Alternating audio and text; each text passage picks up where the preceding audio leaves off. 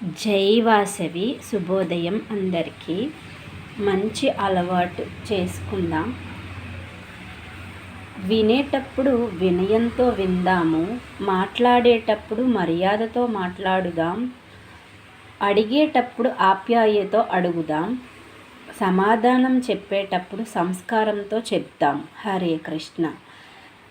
ఇది కొంచెం విపులంగా చెప్పుకుందామండి. వినేటప్పుడు వినయంతో విందాం. నిజమేనండి. ఎదుటి వాళ్ళు మనకి ఏ విషయం చెప్తున్నా మనం చాలా సావధానంగా విని వాళ్ళ చెప్పిన దాంట్లో మంచి ఏమున్నది అని గ్రహిస్తే సరిపోతుందండి. చెడు మనకు అనవసరం కదా. అలాగే మనం మాట్లాడేటప్పుడు చాలా పొలైట్గా మాట్లాడితే ఎదుటి వాళ్ళ మనసుకి మన మాట నచ్చుతుందన్నమాట. అలాగే మనకేదైనా అవసరం అనుకున్నప్పుడు ఆప్యాయతతో అడిగామనుకోండి, వాళ్ళకి ఇవ్వాలనిపిస్తుంది.